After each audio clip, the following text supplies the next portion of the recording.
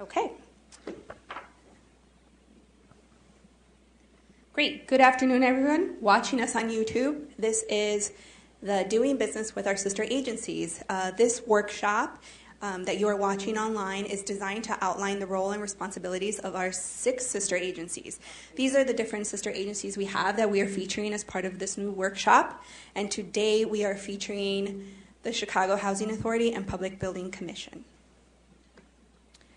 Our next workshop after this will be our October 4th, and we will be featuring Chicago Park District and Chicago Transit Authority.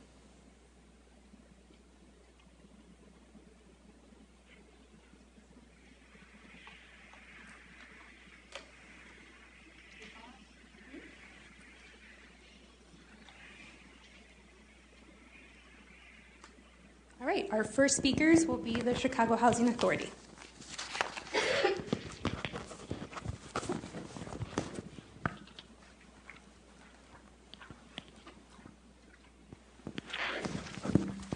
Okay, good morning or good afternoon, everyone. Like I said earlier, my name is Sheena Akins. I am a senior procurement specialist at the Chicago Housing Authority. And I just want to briefly talk about some of the handouts we left you all on the table. This first handout here is just kind of a snapshot of what we do as an agency for the Department of Procurement and Contracts, the type of goods that we procure and the type of contracts that we normally have throughout the agency.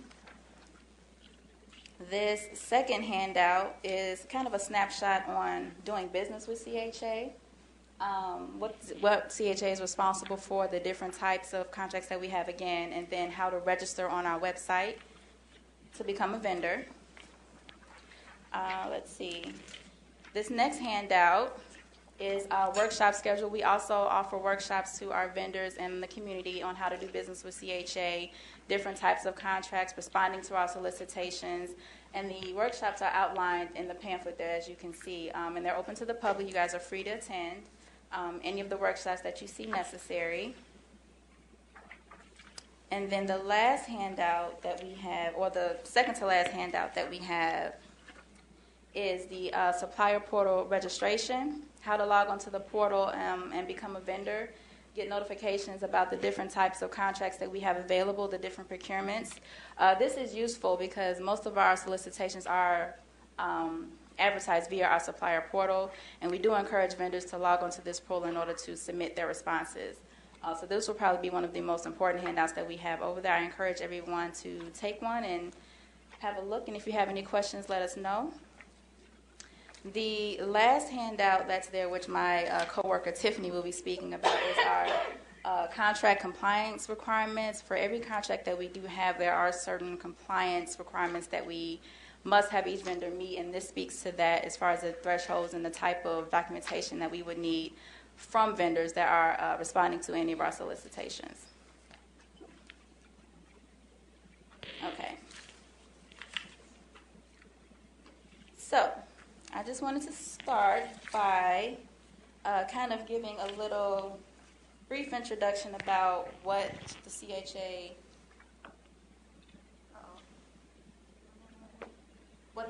does. So we're a municipality that services low-income to very low-income residents in Chicago. I'm sure most of you all have heard of our Section 8 program that provides housing to low-income Chicago residents. We also do a lot of contracts and procurements that cater to our residents to transition them out of the need to need public housing. So that's kind of the business that we're in, and most of the things that my department or the agency procures is related to the overall goal of servicing the residents and transitioning them away from the need for public housing and for public assistance. I mentioned earlier about how to become a vendor.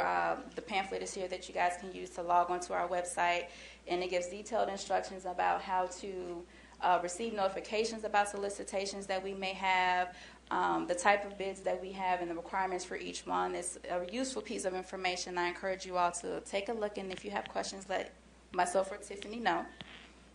Some of the things that we do purchase commonly are professional services catering towards our residents, commodities, and then construction contracts for our property offices, dealing with the buildings that CHA owns. Tiffany will speak briefly about our MWBE requirements. And our website, if you guys are interested in logging on just to see what contracts we have available, is www.thecha.org.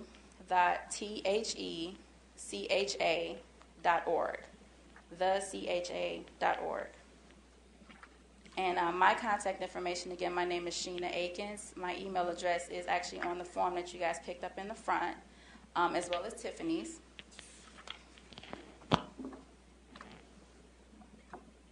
Okay, so yeah, I mentioned briefly that our website is thecha.org, and on our website you'll be able to find snapshots of the different types of RFPs, IFBs, and other solicitations that we are requesting.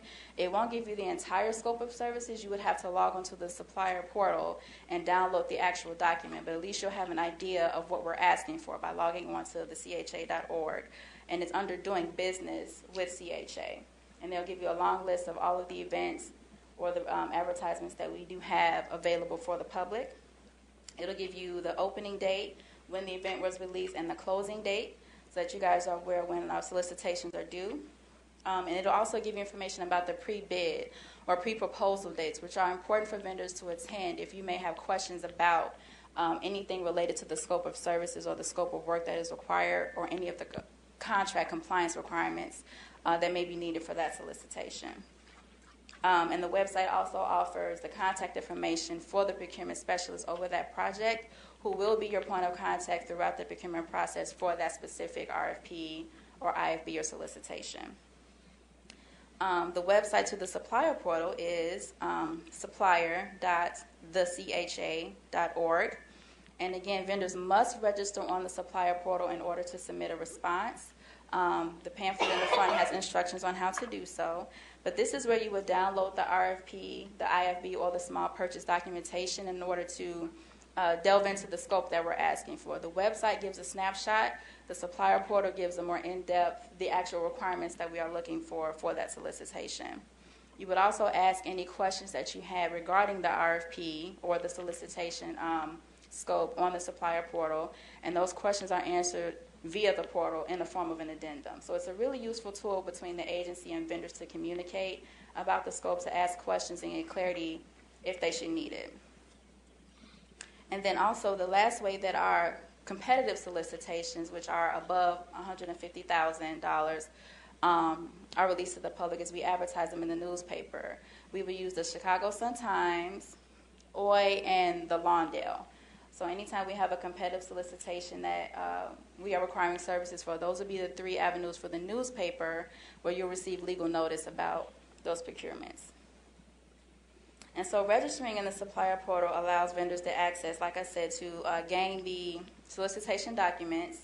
You have direct access to the contracting opportunities, the different procurements that we may need, and then you also are able to communicate with the buyer over that project, because that will be the primary point of communication. If you do ask questions to anyone else in the agency, you'll be pointed to the buyer over that solicitation. And on the supplier portal, you can communicate directly and kind of bridge the gap between anyone else who works for the agency.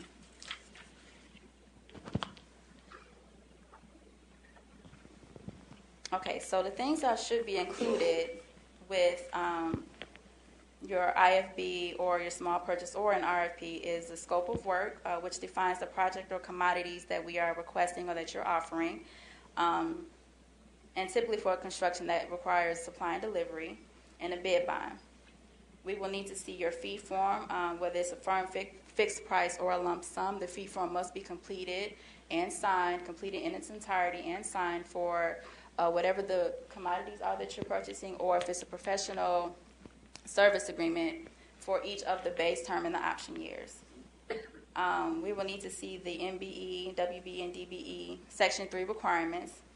And it also lets you know important dates as far as, like I said, the pre-bid meeting, if there are any site visits to our properties, any questions that you may have and answers to the questions that CHA provides, and then the due dates and the bid openings for RFPs and IFBs bids.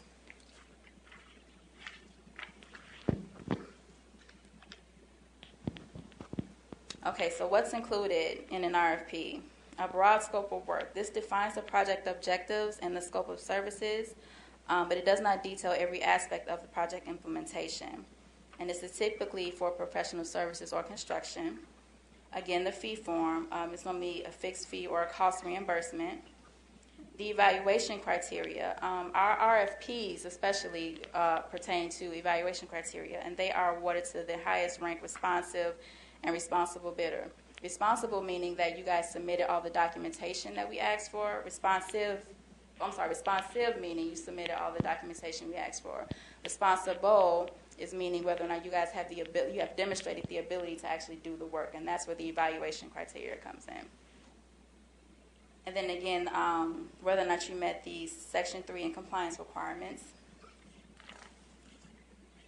So some of the things that are important to remember for our solicitations is, again, registering in the supplier portal so that you have communication with the buyer. You're notified of any of the postings that we have, and you're able to see the scope of work that we're requesting. And reading the entire solicitation document, because it'll outline the evaluation criteria, any documentation that must be submitted, and the scope that is required for each solicitation. You want to make sure to follow the response format and the content instructions. Complete and submit all requested documents. Sign and notarize documents if that is requested. And then provide the required insurance outlined in the RFP or the IFB for all of the services that are required. And bid bonds must be included for construction bids. It's required that the vendors acknowledge the addendum, which will be the response to any questions answered. And by doing so, you have to sign and submit that with your bid or proposal. And make sure that everything is submitted on time, which is why it's important to log onto the portal so you can see the due dates and times for each response. CHA is not allowed to accept late bids or proposals, so it's important to be aware of when an event or a bid is closing. Complete the submission on the supplier portal, and manual package must be sealed and delivered prior to the event due date and time. And if you guys have any questions about any of that information, feel free to reach out and ask myself or anyone at CHA, and they can direct you to the proper contact person.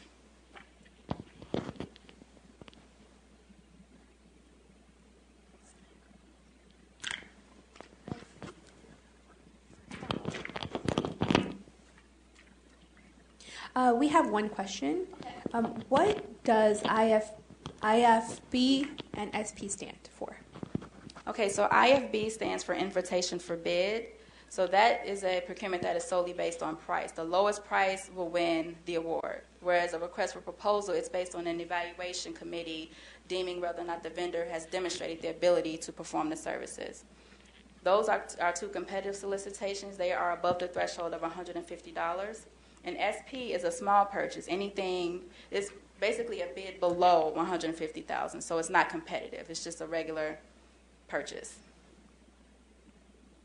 Okay? Are there any other questions?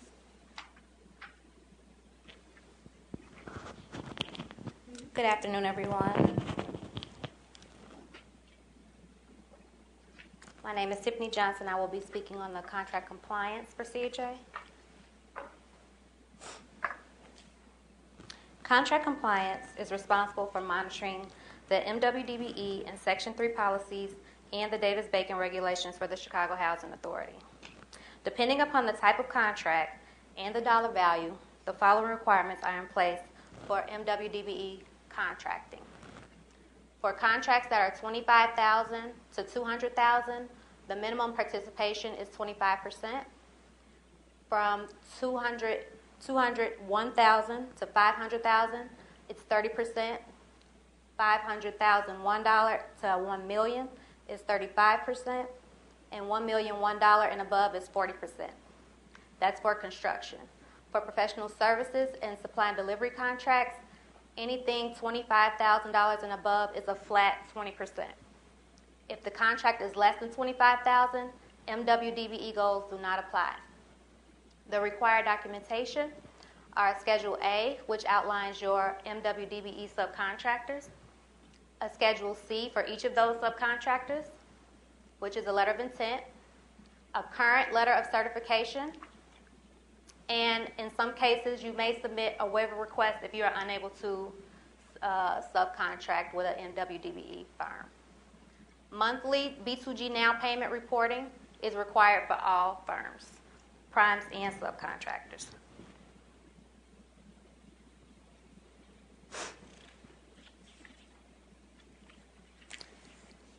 The Davis-Bacon and related acts apply to construction contracts over $2,000. That also includes alteration, repair, painting, and decorating. It ensures that all construction employees, including all laborers and mechanics, are paid in accordance with the Department of Labor's wage decision. If there are any union contractors, please ensure that Davis-Bacon wages are met in accordance with the contract. Certified payrolls must be entered into LCP Tracker on a weekly basis. Schedule D hiring reports are also uploaded through LCP Tracker, and that's for proof of your Section 3 employees. We'll get into that in the next slide. If you ever have a question about a job classification that may not be listed on the wage decision, ask your contract compliance specialist. In addition to certified payroll reports, the CHA compliance team will also perform random unannounced site visits. These site visits are then compared to payment information and certified payroll submitted through B2G Now and LCP Tracker.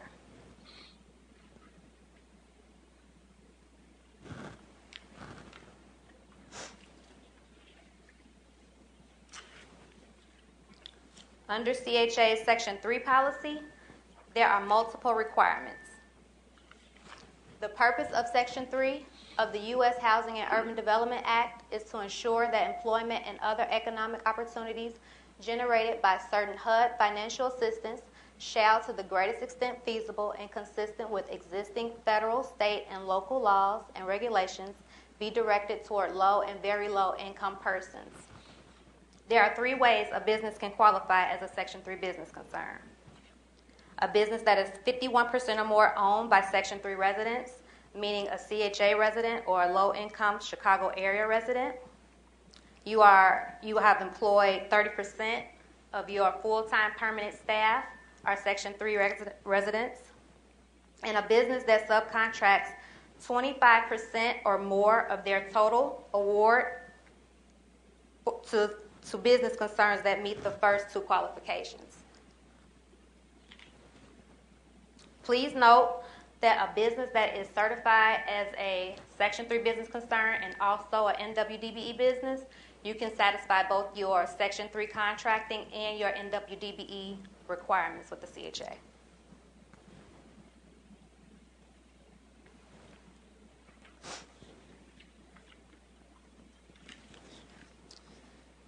Hiring and subcontracting are required under Section 3. You cannot choose between the 2. Section 3 does not apply to supply and delivery contracts. For construction and professional service contracts, hiring is 30% of all new hires. And you make your hires through the Section 3 hiring system, the CHA Section 3 hiring system.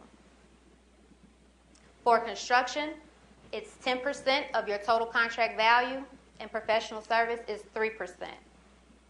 If you are unable to meet your hiring or your subcontracting, you can also do other economic opportunities. That includes indirect participation, an internship, a mentorship program, or other results-oriented programs. You can also contribute to the Section 3 fund in lieu of hiring and subcontracting.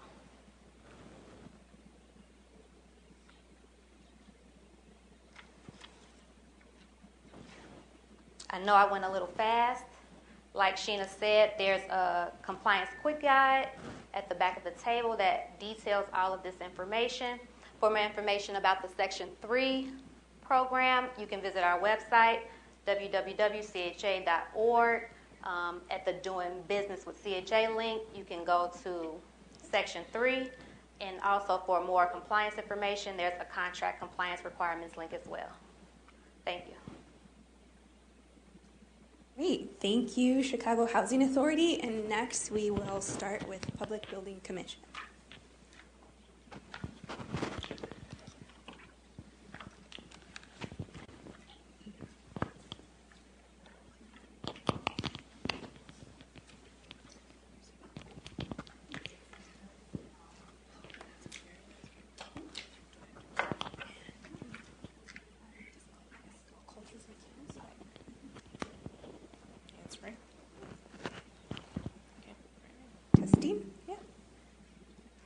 Good afternoon. My name is Patricia Montenegro. I am the Senior Contracts Manager for the Public Building Commission of Chicago's Procurement Department.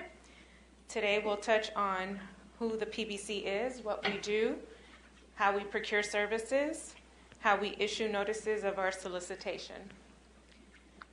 We also have handouts available at the desk, and it's a flyer on our compliance program, as well as our PBC alerts, how to sign up for PBC alerts. This is the free email alert system. It is separate from the Department of Procurement Services alert system.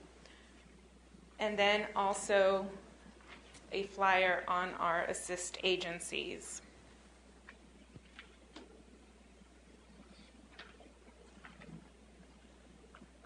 So the Public Building Commission was created by the state in 1956, and it was a full-service agency for the public management and development of municipal buildings.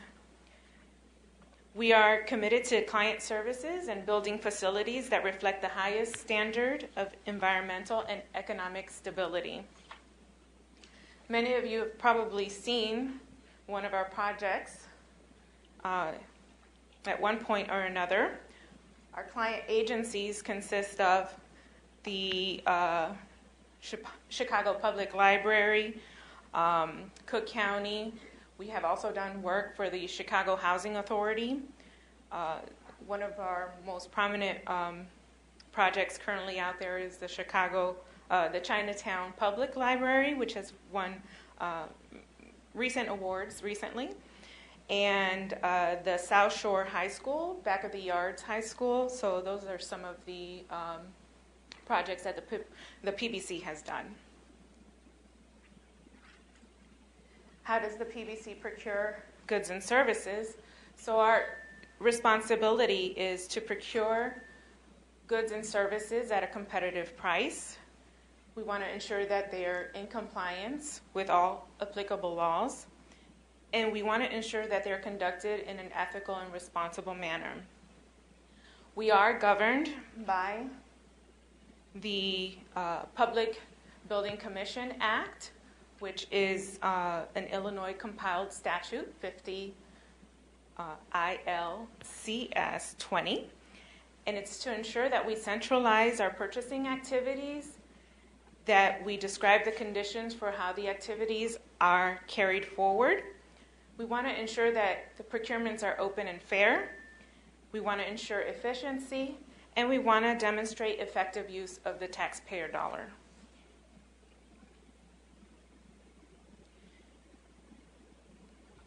PBC is committed to increasing opportunities for MBE, WBE firms to become prime contractors.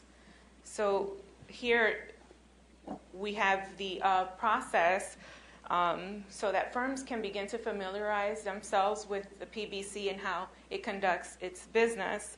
So we ensure that all projects undertaken by the PBC are closely monitored to determine compliance with minority and women business enterprises. All of our contracts have minimum participation goals, and for our construction contracts, that is 26% of MBE, of the annual dollar amount, and 6% for WBE firms. For professional service contracts, that's 26% MBE, 25% MBE, and 5% WBE. We also encourage creation of career opportunities and ensure that our projects are as diverse as our 77 Chicago communities.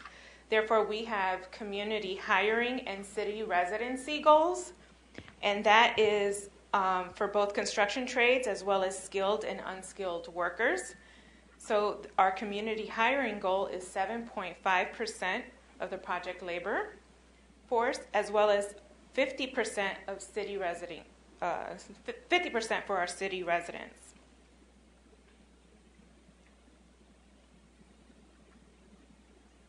Our contract opportunities consist of professional services, construction services, financing, and other services such as signage, office supply, demolition and renovation services. The PBC delivers these projects in various forms. Each of these projects are issued in the form of a solicitation, and the solicitation will describe in full detail the project and the submission requirements, including who the contract officer is for the project. It's very important that for these solicitations, you reach out to the contract officer, as they are the sole point of contact for all of these solicitations. Frequently used methods are the RFP, which is a request for proposal, a request for qualifications, RFQ, request for qualifications and proposals, short form, which is under $25,000, an invitation for bid, emergency procurement, and a piggyback. Or as some agencies know it, as a joint purchasing agreement. And that's basically where we would engage in a contract with another sister agency's contract. Yeah. So an RFP is basically an invitation to invitation to the contractors or consultants so that they can submit a fee. And a typical example of an RFP is a construction documentation reprographics services, and that's just a very long name for printing services for construction documents.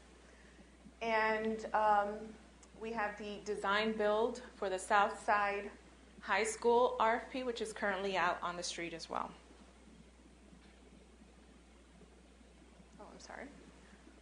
We also have a request for qualifications, and basically this is just an invitation for firms to submit their qualifications. And a typical RFQ for the for the Public Building Commission is the pre-qualified pool of general contractors, as well as the pre-qualified pool of specialty services. So specialty services are those contractors who actually look at the site, the proposed site, to ensure that the building can be constructed on that property or on that land. So we have anywhere from surveyor, traffic study, environmental, reno demo, those type of services. So we survey the land prior to. There's also the RFQP that we mentioned earlier. That is for qualifications and fee proposal. So at this time, we're requesting that the contractors or consultants submit their qualifications and their fee proposal.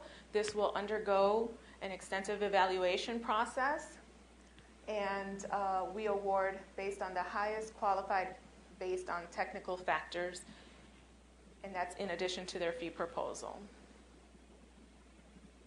And we don't want to leave out the architect of record and engineers. So we have what's called an LIQ, and that is a letter of interest and qualification where the architect of record or engineering services submits their qualifications to the PBC. In this instance, we have the information transferred into an electronic database, and once a potential project arises, we query that database and we reach out to the firms and we say, we can say, provide us with additional project-specific qualifications. We ask for an interview at that time. We also have what we call the short form, or purchases under $25,000. And that's basically our threshold for doing small purchases, similar to what CHA has. And then an example of a $25,000 or under contract would be a sewer televising or just simple receipt books that we might need in the office. And construction services, so very close to my heart. I am the contract officer for about 99.9% of the contracts that are let out for the PBC. And basically this is to invite contractors to bid on projects that are over $25,000. It is the required method of solicitation. It's based on the design bid build model. And as you can see in the diagram there, the developer, who would be us, the PBC, would solicit a designer with his sub-consultants to design the building. And then in a separate contract would bid out for the construction services with his subcontractors. Our contracts are comprised of 3 books. That is book 1, it is an introduction and general project detail, IFB instructions, submission requirements. It highlights the bid form, and it highlights the MBE, WBE, EEO goals for the project, as well as provides the community area map. So when I was discussing the community hiring participation, we will map out the surrounding communities for which the contractor will reach out to the community and hire its pool of residents from that area. PBC is very good about making sure that it provides the support that the contractor needs in reaching out to the community. So we do host community hiring events as well. So that is book 1, and book 2 identifies the standard terms and conditions for the construction contracts. Book 3 is the technical specifications and drawings that are provided by the architect of record. And that obviously informs the general contractor on how to build the building. So most of our projects require pre-qualification of general contractors or consultants, as I spoke about earlier. So some of the evaluation criteria that we look at is the experience, the firm's capacity, the project history, the financial capacity of the firm, and their familiarity with scheduling of the software. Procurement utilizes the following methods to publicly announce the request to perform the work or services. So we issue out what's called a PBC alert, which is, again, I know I spoke about it earlier, but that's our free email alert system. And again, it's separate from the DPS email alert system. And we also post information on our website, pbcchicago.com. We also advertise in the Chicago Sun-Times and on social media, Facebook, Twitter, LinkedIn. And this is just an example of where you can find it on our website. We also, on our website, post a plethora of information. We store bid tabulations, pre-submittal conference attendance records, and awarded contracts. So if anyone is ever looking for something, we do have a Google search on our website, and it you just insert keywords, and it will populate everything associated with that project. Assist agencies. So our assist agencies, which we have a handout, they also receive hard copies of our solicitation documents. This is an opportunity for you as an MBE, WBE firm to go visit these agencies. These agencies are there to assist you. They not only inform you about our projects alone, but they also inform you about other sister agencies. So it's a very handy tool to have this this document near you so that you can look for current opportunities for yourself, for your business.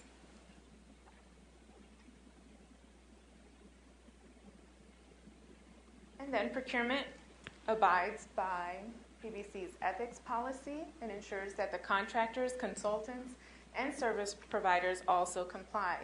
We want to ensure that we maintain fiduciary responsibility, avoid gifts and favors, avoid conflicts of interest, and avoid solicitation of receipt of money for advice or assistance. And you may download a copy at pbcchicago.com.